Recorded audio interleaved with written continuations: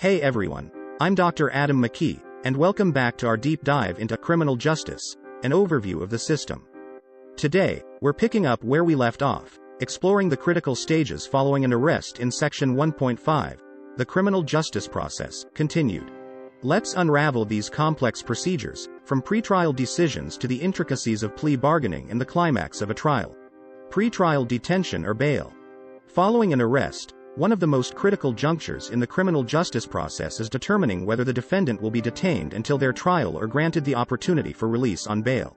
This decision hinges on bail, a monetary assurance provided by the defendant or on their behalf, to ensure their appearance at future court proceedings.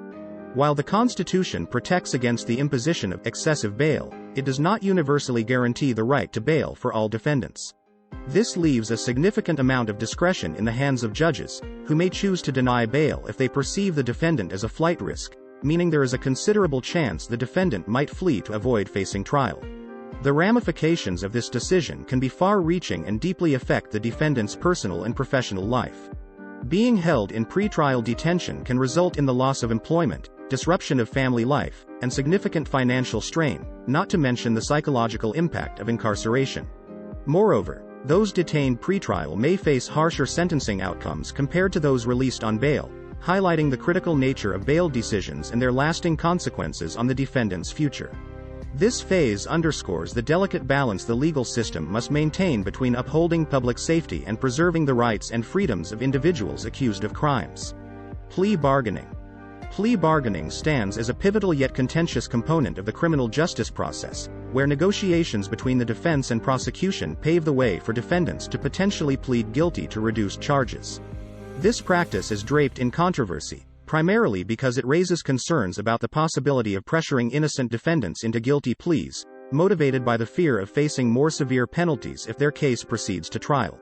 The underlying anxiety of receiving a harsher sentence post-trial can drive individuals to accept plea deals, even when they may not have committed the crime. Despite these significant ethical dilemmas, plea bargaining undeniably plays an instrumental role in the efficiency of the court system. It aids in alleviating the burden of heavy caseloads, ensuring that the wheels of justice keep turning without becoming mired in delays. This mechanism allows for the expedited resolution of cases, which can benefit all parties involved by saving time and resources. However, the reliance on plea bargaining necessitates a careful balance, striving to achieve swift justice without compromising the fairness and integrity of the legal process. It highlights the ongoing challenge within the criminal justice system to protect the rights of defendants while managing practical constraints and striving for equitable outcomes. Trial. The trial stands as the core of the criminal justice system, a crucial arena where the pivotal questions of guilt or innocence are resolved. Operating within an adversarial framework, this phase demands that the prosecution establish the defendant's guilt to the stringent standard of beyond a reasonable doubt. This high bar ensures that the burden of proof rests squarely on the shoulders of the prosecution, emphasizing the foundational legal maxim that a defendant is presumed innocent until proven otherwise. Defense attorneys play a critical role in this process, challenging the prosecution's case to safeguard their client's rights and asserting the innocence of the accused. The trial can unfold in one of two settings: before a jury of peers in what is known as a jury trial, or in front of a judge alone, referred to as a bench trial. Regardless of the format, the trial embodies the essence of legal fairness and due process, demanding incontrovertible evidence for a conviction to be secured.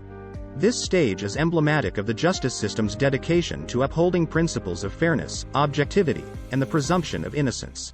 It serves as a testament to the rigorous standards that govern legal proceedings, ensuring that convictions are based on solid evidence and that the rights of the accused are protected throughout the process.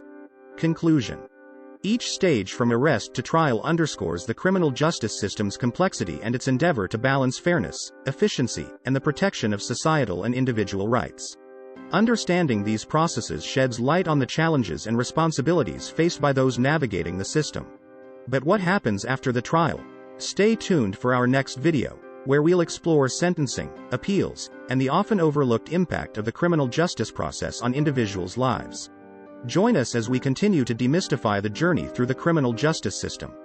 Don't forget to subscribe, share, and like for more insightful content. See you in the next episode.